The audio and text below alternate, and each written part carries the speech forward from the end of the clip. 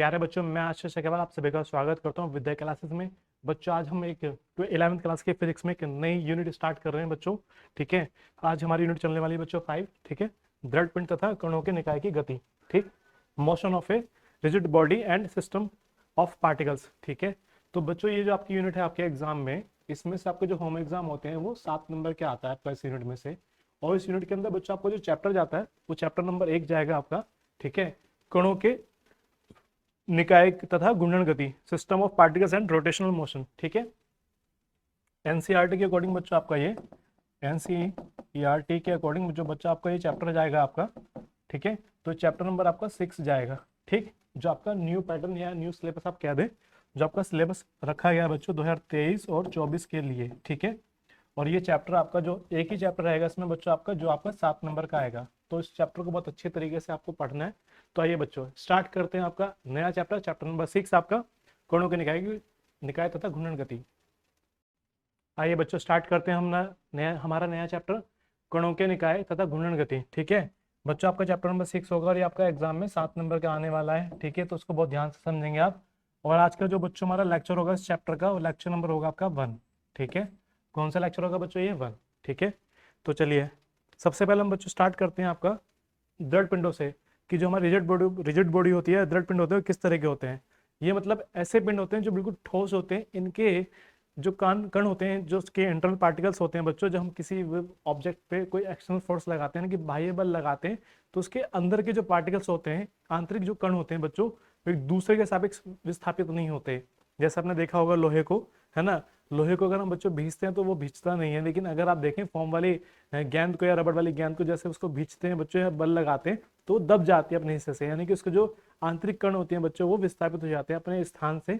ठीक है, लेकिन जो ठोस पदार्थ होते हैं हमारे, जिसमें बच्चों बल लगाते हैं, तो वो बल लगाने से उनके आंतरिक कणों का विस्थापन नहीं हो पाता दूसरे के सापेक्ष में। तो ऐसे पिंडों को बच्चों हम यहाँ पर कहते हैं दृढ़ पिंड। ठीक है, और उनका बच्चों आकार, है ना, आकार भी निश्चित होता है बच्चों। ठीक है, और उसको बाह्य बल लगा के उसकी आकृति में कोई परिवर्तन यहाँ पर नहीं किया जा सकता। ठीक है, तो ऐसे पिंड जिसकी एक सुनिश्चित एवं अपरिवर्तनीय आकृति होती है, तथा जिस पर बाह्य बल लगाने पर उसके कणों के बीच में सापेक्ष दूरियों में कोई परिवर्तन बच्चों ना हो, यानी कि उसके आंतरिक कणों के एक दूसरे के सापेक्ष में बच्चों यहाँ पर कोई विस्थापन ना हो। तो ऐसे पिंडों को यहाँ पर क्या कहते हैं बच्चों? दृढ़ पिंड कहते हैं। दूसरे शब्दों में यहाँ पर क्या कह सकते हैं बच्चों, कि किसी पिंड पर एक बाह्य बल लगाने पर यदि उसके कणों के बीच में पारस्परिक विस्थापन ना हो, यानी कि कोई विस्थापन बच्चों ना हो, अर्थात कणों की सापेक्ष स्थितियां अपरिवर्तित रहें, तो यह पिंड बच्चों क्या कहलाता है? आपका दृढ़ पिंड कहलाता है। ठीक है, अब देखिए बच्चों दृढ़ पिंडों की गति किस प्रकार की होती है।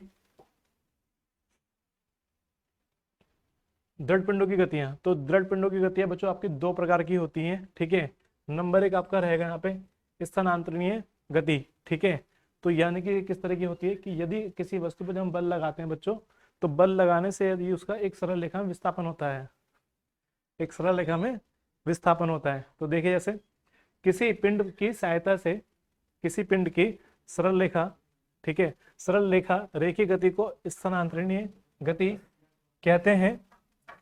इस गति में पिंड के सभी कण समान चाल से समांतर सीधी रेखा में गमन करते हैं तथा इसका आपेक्षिक विस्थापन नियत रहता है। ठीक है, इस गति में पिंड पर कोई बल लगाने पर इसके समस्त कण बराबर दूरियों से विस्थापित होते हैं। स्पष्ट है कि पिंड में उत्पन्न विस्थापन पिंड के सभी कण में उत्पन्न विस्थापन से जाना जाता है। जैसे बंदूक से निकली गोली, ठीक है, की गति, कार की गति, बर्फ पर स्कैटरिंग करती लड़की की गति। ठीक है, तो इस तरह के जो हमारे एग्जांपल्स होते हैं वो सारे एग्जांपल्स आपके बच्चों किसके आएंगे? स्थानांतरणीय गति के आएंगे। चलिए दूसरा देखिए बच्चों, घूर्णन गति, है ना, रोटेशनल मोशन। तो उसमें किस प्रकार की गति होगी आपके बच्चों? जब कोई पिंड किसी निश्चित अक्ष के प्रति इस प्रकार गति करता है कि उसके सभी कण उसी अक्ष के लंबवत तल में वृत्तीय पथ पर गति करें। उसके केंद्र पर अक्ष पर स्थित हो, तब पिंड की यह गति बच्चों घूर्णन गति कहलाती है। जैसा आप देख पा रहे होंगे कि आपका जब ये रोटेट करेगा तो इस एक्सिस के अराउंड बच्चों आपका ये सारे पार्टिकल्स के मोशन कर रहे होंगे, ठीक है। उदाहरण, बिजली के पंखे के ब्लेडों की गति, है ना, कुम्हार के चाक की गति, विशाल चक्री झूला आपका, जो इस तरह की गति करते हैं, जो एक एक्सिस के अराउंड गति कर रहे होते हैं। द्रव्यमान केंद्र देखिए बच्चों, द्रव्यमान केंद्र क्या होता है कि किसी पिंड का एक ऐसा निश्चित बिंदु जिस पर पूरे पिंड का बच्चों भार केंद्रित होता है, उस पिंड को उस पिंड के उस केंद्र को या उस बिंदु को उस वस्तु का या उस पिंड का द्रव्यमान केंद्र कहते हैं। तो द्रव्यमान केंद्र क्या है, जिस पर पूरे पिंड का भार केंद्रित होता है, उस बिंदु को ही उस वस्तु का द्रव्यमान केंद्र कहते हैं, जहां से हमारा सारा द्रव्यमान उस वस्तु का कार्य कर रहा होता है, ठीक है। किसी भौतिक निकाय का सहित द्रव्यमान अर्थात द्रव्यमान केंद्र क्या होगा, इसका संबंध एक ऐसा निश्चित बिंदु होता है जिस पर निकाय का संपूर्ण द्रव्यमान बच्चों क्या होता है, केंद्रित माना जाता है, ठीक है। तो आपको बात समझ में आ गई होगी द्रव्यमान केंद्र क्या है। द्रव्यमान केंद्र किसी वस्तु का एक ऐसा बिंदु होता है जिस पर पूरा पिंड आपका संतुलन की अवस्था में आ जाता है, यानी कि अगर आपको पिंड या बिंदु मिल जाता है तो उससे आप उसको एक सुई की नोक से भी संतुलन में ला सकते हैं, ठीक है। बात समझ में आ रही है बच्चों आपके। चलिए अब जैसे बच्चों यहाँ पे देख लेते हैं कि दो कणों के निकाय का द्रव्यमान केंद्र, तो इसमें हमने यहाँ पे दिखा रखा है बच्चों आपको। यदि आपके पास में मान लेते हैं बच्चों, हमारे पास में यहाँ पर इस तरीके से एक एक्सिस ड्रॉ हो रही है, ठीक है। ये वाली एक्स एक्सिस जा रही है आपकी, ये वाली आपकी वाई एक्सिस चली गई है, ठीक है। और ये वाली आपकी बच्चों तीसरी वाली एक्सिस जा रही है, जेड एक्सिस, ठीक है। तो अब इस कंडीशन में बच्चों अगर मान लें यहाँ पे कि हमारे पास में दो ऑब्जेक्ट हैं, एक ऑब्जेक्ट मान लो ये वाला आ गया, इसका मास हो गया m1, दूसरा ऑब्जेक्ट मान लो हमारे पास ये आ गया m2 होगा, ये पॉइंट हमने ए मान लिया, पॉइंट हमने बी मान लिया, ठीक है। तो इनकी जो स्थितियां बच्चों होंगी यहाँ पर मान के चल लेते हैं कि पहले वाले की जो स्थिति यहाँ पर है वो r1 वेक्टर होगी, ठीक है, r1 वेक्टर होगी, दिखा रखा है बच्चों हमने आपको यहाँ पर। दूसरे वाले की स्थिति बच्चों यहाँ पर कितनी है, वो r2 वेक्टर होगी। तो इन दोनों पिंडों को मिलाने वाली रेखा के कहीं ना कहीं किसी न किसी बिंदु बच्चों आपको इस वस्तु का द्रव्यमान केंद्र मिल जाएगा। क्या मिल जाएगा, द्रव्यमान केंद्र, जिसको हम रिप्रेजेंट बच्चों किससे करते हैं, RCM से। तो इस पॉइंट को बच्चों हमने यहाँ पे C से दिखा रखा है, C यहाँ पे इसका सेंटर हो जाएगा, ठीक है। और यहाँ पे बच्चों वैल्यू इसकी लिख रखी है, कितनी होगी, RCM, सेंटर ऑफ मास, है ना, जो उसकी पोजिशन दिखा रहा है। बाकी अगर हम देखते हैं बच्चों यहाँ पे, तो ये आपका R1 आ गया, दूसरी वाली R2 आ गई। तो अगर दो निकाय के कणों का द्रव्यमान केंद्र निकालना हो तो कैसे निकाला जाएगा, तो ये बच्चों आपके जो RCM होता है, RCM जो होता है सेंटर ऑफ मास की जो स्थिति होती है बच्चों क्या होगी, पहले वाले पार्टिकल का मास यानी कि m1, ठीक है, पहले वाले कण की मूल बिंदु से दूरी, क्योंकि इसकी जो दूरी के कोऑर्डिनेट आपके होंगे मूल बिंदु के वो 0 0 होंगे ना, तो यहाँ से दूरी आपकी जाएगी वेक्टर बच्चों R1, ठीक है। दूसरे वाला कण जो जा रहा है आपका बच्चों m2 जा रहा है, तो यहाँ पे m2 जाएगा, दूरी आपकी जाएगी R2, ठीक है, वेक्टर फॉर्म में। और अपॉन में आपको दोनों पिंडों के द्रव्यमान यानी कि जितने भी मास वहां पर होंगे, वैसे तो हमने दो पिंडों के लिए किया है, तो दोनों पिंडों के द्रव्यमानों का बच्चों यहाँ पर योग आ जाएगा, ठीक है। इस तरीके से हम इसको यहाँ पर कर पाएंगे, ठीक है। बात समझ में आ रही है बच्चों आपके, ठीक है। तो इस तरीके से यहाँ पे इसको समीकरण नंबर 1 मान के चल लेंगे, ठीक है। अब समीकरण नंबर अगर 1 मान लेते हैं बच्चों इसको, तो फिर यहाँ देखिए क्या आ जाएगा आपका, तो ये आपके समझ में आ गया ना। तो ये मेन फॉर्मूला है हमारा, m1 m2 जो होगा बच्चों आपको पूरे पिंड का द्रव्यमान होगा यहाँ पे, ठीक है, दो कणों को निकायेगा द्रव्यमान, ठीक है। तो इस तरीके से आप इसको ध्यान देंगे,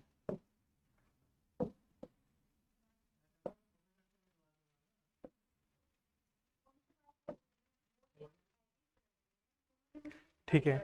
अब समीकरण नंबर अगर हम यहाँ पर 1 देखते हैं, तो समीकरण नंबर 1 देखते हैं, तो यहाँ पे देखिए बच्चों द्विकर्ण निकाय के लिए, है ना।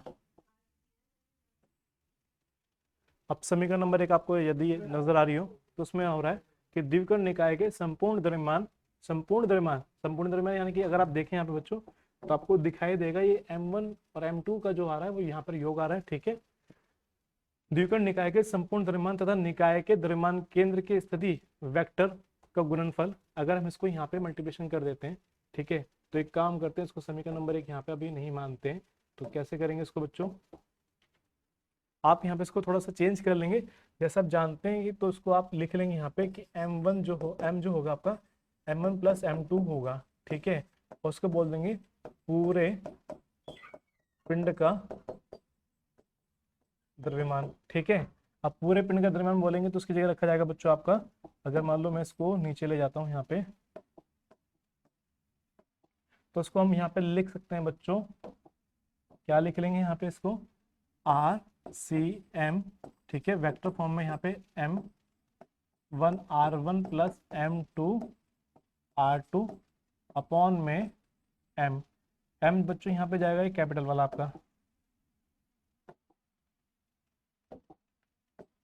ठीक है। अब जब कैपिटल वाला बच्चों आपका यहाँ पर जाएगा तो उसको लिख लेंगे इस तरीके से, और फिर जब यहाँ आ जाएगा तो आपका जाएगा कैपिटल M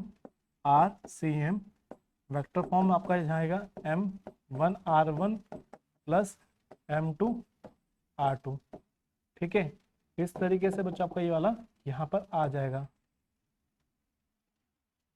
तो समीकरण नंबर 1, अब अगर इसको समीकरण बच्चों 1 मान लेते हैं तो हम यहाँ पर क्या सकते हैं, यहाँ पर ये स्पष्ट है कि द्विगुण निकाय के संपूर्ण द्रव्यमान यानी कि m निकाय के द्रव्यमान केंद्र की स्थिति, द्रव्यमान केंद्र यानी कि RCM यानी कि सेंटर ऑफ मास, ठीक है, की स्थिति का गुणनफल यानी कि यहाँ डॉट लग रहा है ना बच्चों, गुना हो रही है यहाँ पे, ठीक है।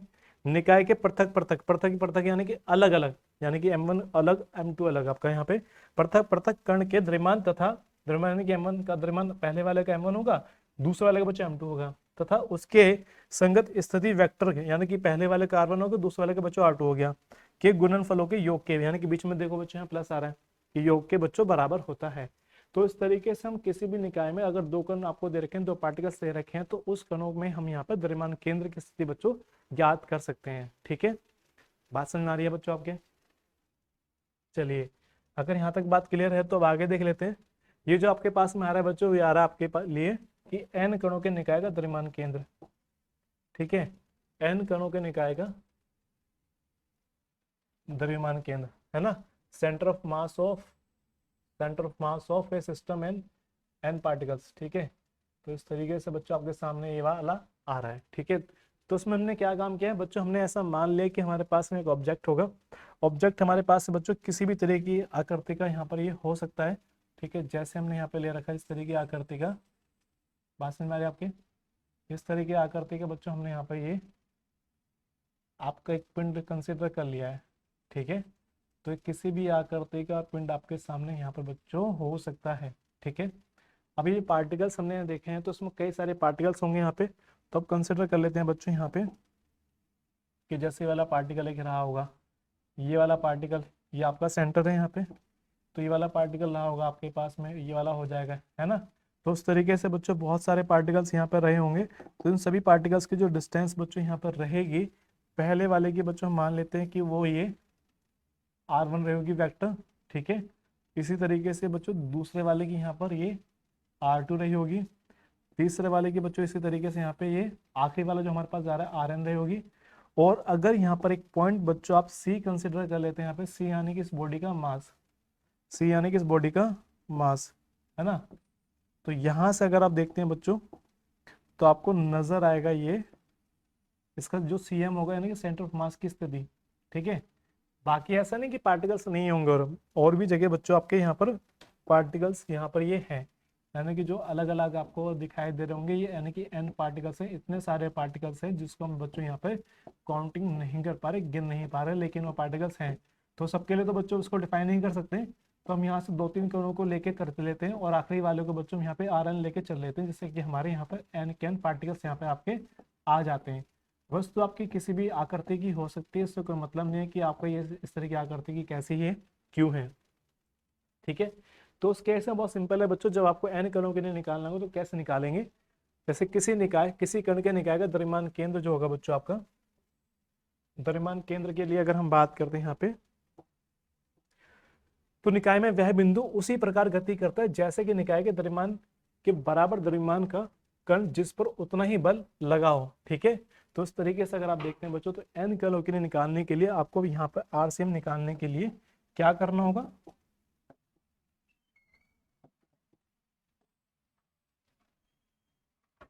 RCM निकालने के लिए आपको करना होगा बच्चों, पहले कण का द्रव्यमान प्लस इंटू में अगर पहले कण की स्थिति सदिश, यानी कि स्थिति सदिश आपका बच्चों ये R1 आ रहा है, ठीक है। फिर दूसरे कण का द्रव्यमान और स्थिति सदिश बच्चों आपका सामने वाला आ रहा है R2, ठीक है। इस तरीके से करते करते बच्चों हम आखिरी तक चले जाएंगे, और Mn इंटू Rn, आर यानी कि R आखिरी वाले का, अगर आप देख पाए बच्चों यहाँ पर ये वाला है, ठीक है। इस तरीके से इसको कर लेंगे, ठीक है। और अपॉन में आएगा जितने भी आपके पास पार्टिकल्स बच्चों यहाँ पर रहेंगे। अगर ये बात आपके समझ में आ पा रही है तो हम यहाँ पर इसको कह सकते हैं, जहाँ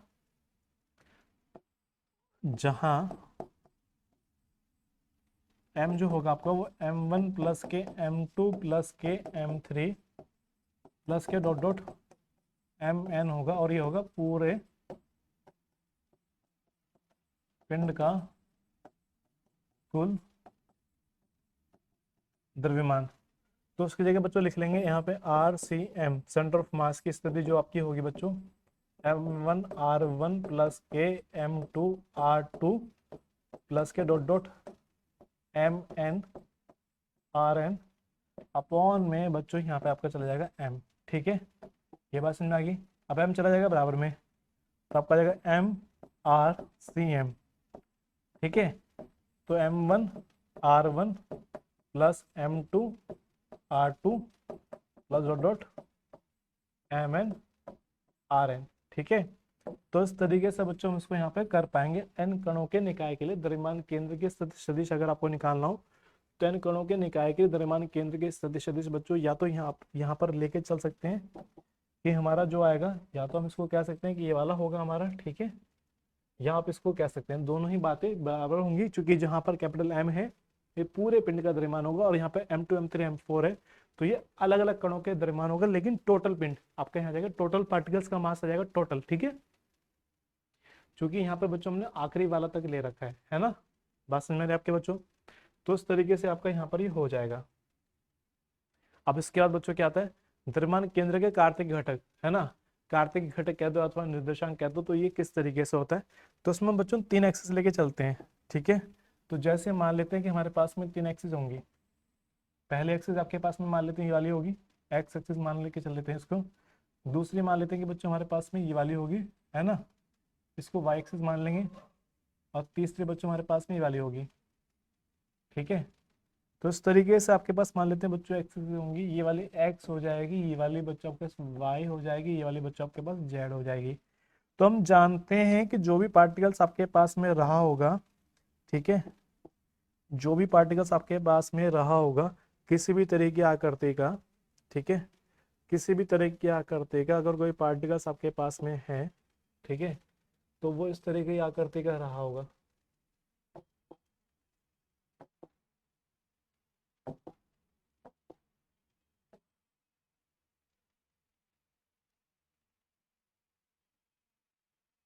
जब वो इस तरह की आकृति का रहा होगा तो देखिए बच्चों क्या हो जाएगा इसमें, यह एक काम करते हैं, इसको लेते हैं,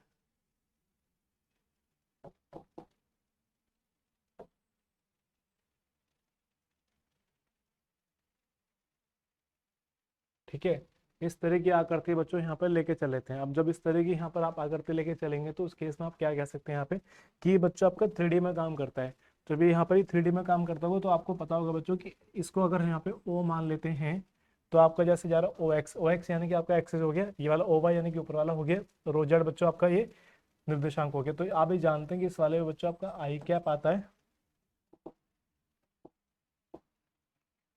कौन सा आता है बच्चों आपका इस वाले पर, इस वाले पे आपका आई कैप आता है, इस वाले पे आपका जे कैप जाता है, और जेड वाला एक्सिस पे बच्चों आपका के कैप जाता है, ठीक है।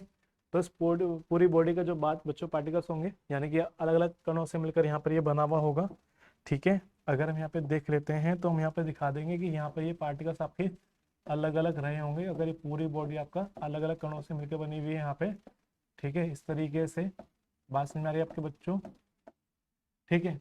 तो हर कण का अपना अपना द्रव्यमान अलग अलग रहा होगा, हर कण की अपनी स्थिति जो होगी हर एक्सिस से बच्चों अलग अलग रहेगी। तो उस तरीके से दिखा रखा है कि ये जो पहला वाला पार्टिकल होगा इसकी जो स्थिति जाएगी ये जाएगी, दूसरा वाला पार्टिकल की स्थिति ये जाएगी, तीसरा वाले पार्टिकल की स्थिति ये जाएगी, और आखिरी वाला जो होगा बच्चों उसकी स्थिति ये जाएगी। तो उस केस में हर एक्सिस पर अगर द्रव्यमान केंद्र निकालते हैं उसको दिखा देते हैं XCM, YCM, ZCM। यानी कि XCM क्या होगा बच्चों, एक्स एक्सिस पर जो उसका सेंटर ऑफ मास यानी कि उस पॉइंट की जो सेंटर होगा उसको निकाल लेंगे यहाँ पर। तो वैल्यू जो फाइंड करते हैं तो आपको ध्यान ये रखना है आई जे के की गुणांकों की आपको गुना कर देनी है, ठीक है। जब आपको एक्स सी एम निकालना होगा तो आपको ध्यान रखना है M1 X1 आ जाएगा, यानी कि एक्स एक्सिस पर चलेगी दूरी पहले वाले कण की, प्लस M2 X2 यानी दूसरे कण की दूरी। इस तरीके से बच्चों आप आखिरी तक जाएंगे और आखिरी में जाके बच्चों 1/m, m क्या है बच्चों यहाँ पर टोटल मास है आपका, कुल द्रव्यमान,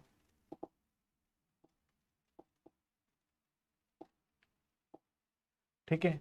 यहाँ पे आपका क्या है बच्चों, ये कुल द्रव्यमान है, ठीक है।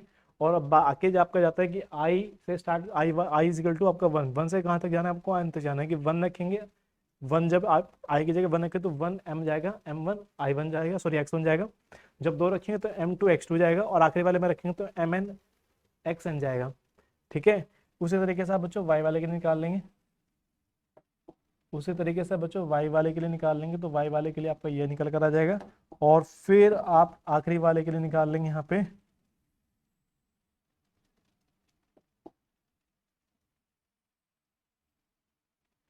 z वाले के निकाल लेंगे, ठीक है। और फिर अगर आप इसको देखें यहाँ पे तो आप इसके लिए यहाँ पे निकाल सकते हैं।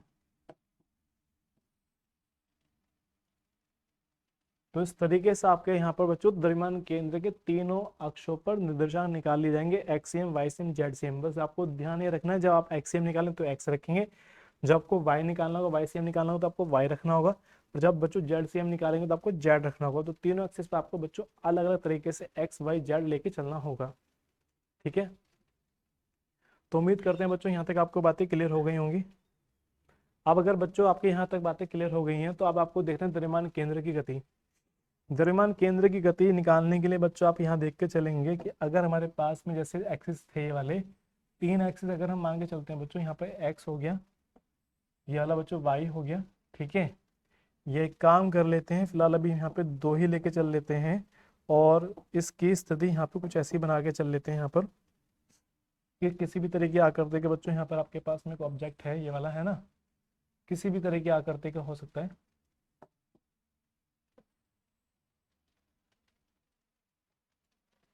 अब किसी भी तरह की आकृति का बच्चों अगर यहाँ पर ये हो सकता है तो हम यहाँ पर इसके पार्टिकल्स मान लेंगे। देखिए इस पॉइंट से अगर इसको देखते हैं तो यहाँ पे ये मान लेते हैं कि R1 जा रहा होगा, ये वाला R2 जा रहा होगा, ये वाला R3 जा रहा होगा, ये वाला बच्चों आपका Rn जा रहा होगा, ठीक है। ऐसे मान के चलेते हैं। और जो इसका बच्चों सेंटर जाएगा, सेंटर मान के चल लेते हैं कि सेंटर आपका यहाँ पर होगा कहीं ना कहीं, ठीक है। तो ऐसा नहीं है कि यहाँ पे पार्टिकल्स आपके नहीं होंगे, बहुत सारे पार्टिकल्स आपके यहाँ पर रहे होंगे बच्चों। तो देखिए ये वाला पार्टिकल्स यहाँ रहा होगा, ये वाला पार्टिकल्स आपका यहाँ रहा होगा, ये वाला पार्टिकल्स यहाँ रहा होगा, ये वाला पार्टिकल्स यहाँ रहा होगा, और भी बहुत सारे पार्टिकल्स बच्चों यहाँ पर कहीं ना कहीं अलग अलग जगहों पर यहाँ पर बच्चों आपके रहे होंगे, अगर ये आपका n कणों के निकाय का एक पार्टिकल्स है, ठीक है। बातें समझ में आ रही है बच्चों आपके। तो ये वाला एक्सिस आपके एक्स हो जाएगी, ये वाला आपके बच्चों वाई एक्सिस हो जाएगी, ठीक है। और अगर यहाँ तक बात क्लियर है बच्चों तो आप यहाँ पर कह सकते हैं जो इसका स्थिति सदिश होगा वो R1 वेक्टर होगा, इस वाले का बच्चों R2 होगा, इस वाले का R3 होगा, इस वाले का बच्चों Rn होगा, ठीक है। बात समझ में आ रही है आपके। और इस वाले का बच्चों आपका कौन सा जाएगा, इस वाले का RCM, सेंटर ऑफ मास, ठीक है। और ये जो पार्टिकल होगा आपका बच्चों ये C होगा, C यानी कि सेंटर इसका, ठीक है। बाकी वाले क्या होंगे बच्चों इसके, ये पार्टिकल्स के मास होंगे M1 M2 M3 Mn, आखिरी वाला पार्टिकल्स जो होगा, ठीक है। तो इस तरीके से आपके पास बच्चों ये पार्टिकल्स आ जाएगा। तो देखिए माना कोई निकाय स्मॉल n कणों से मिलकर बना है जिसके द्रव्यमान केंद्र क्रम सॉरी जिसके द्रव्यमान M1 M2 dot dot Mn तथा मूल बिंदु O के सापेक्ष इन कणों के बच्चों स्थिति सदिश आपको दिखा रखे हैं यहाँ पे इतने इतने हैं, तब इस निकाय के द्रव्यमान केंद्र होगा, ठीक है। ये बच्चों पीछे पड़ चुके हैं, अभी हमने वैल्यू निकाली थी, ये RCM बराबर आपका आ गया था यहाँ पर ये वाला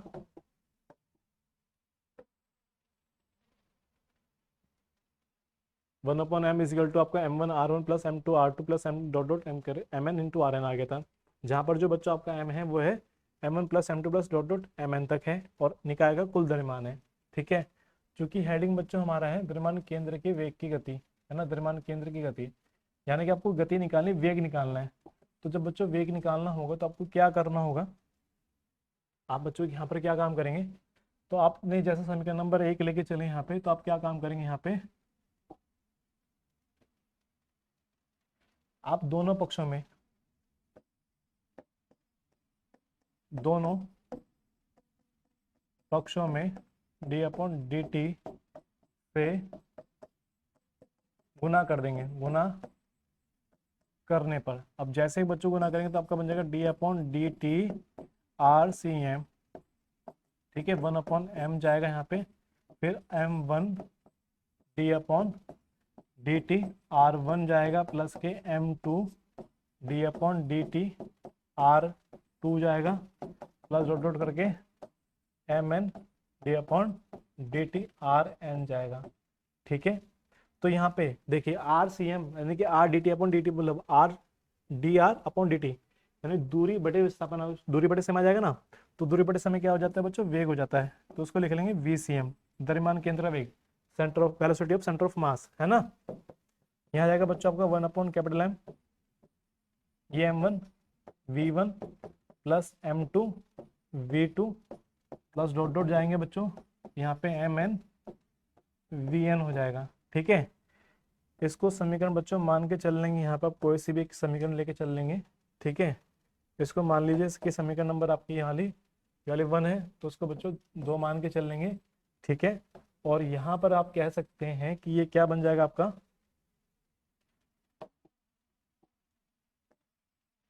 ये है द्रव्यमान केंद्र के वेग का समीकरण है, ठीक है। अब इसके बाद बच्चों आगे फिर से चलते हैं और आगे लिखेंगे पुनः दोनों पक्षों में d/dt से गुना करने पर, जैसे बच्चों गुना करते हैं तो क्या बन जाएगा आपका dVCM/dt, वेग परिवर्तन की दर बन जाएगा। वेग परिवर्तन की दर बच्चों क्या होती है, त्वरण होती है। तो 1/m यहाँ पे m1 d/dt v1 प्लस के m2 d/dt v2 plus dot dot mn d/dt vn। तो देखिए बच्चों क्या बन जाएगा यहाँ पे आपका ये वाला, यहाँ बन जाएगा वेग परिवर्तन की दर यानी कि त्वरण बन जाएगा ACM, द्रव्यमान केंद्र का त्वरण। यहाँ पे 1/M, यहाँ पे बच्चों जाएगा m1 a1 प्लस के m2 a2 प्लस के डॉट डॉट mn an, ठीक है, an। बात समझ में आ रही है बच्चों आपके। तो यहाँ पर क्या बन जाएगा ये वाला आपका,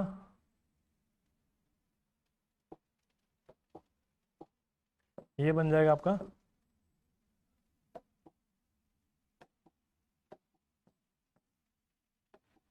ये है द्रव्यमान केंद्र के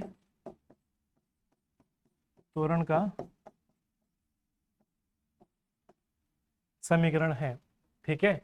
जब यहाँ पे समीकरण होगा तो एक तो आप काम करेंगे यहाँ पे इस m को इसके साथ ले जाएंगे, तो आपका बन जाएगा बच्चों MACM, और यहाँ पे आपका जाएगा m1 a1 plus m2 a2 plus dot dot mn an, ठीक है।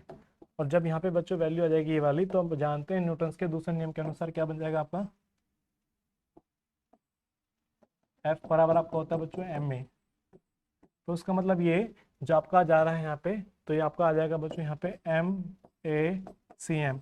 M जो बच्चों ये वाला है पूरे पिंड का द्रव्यमान, और ACM क्या है, द्रव्यमान केंद्र का त्वरण।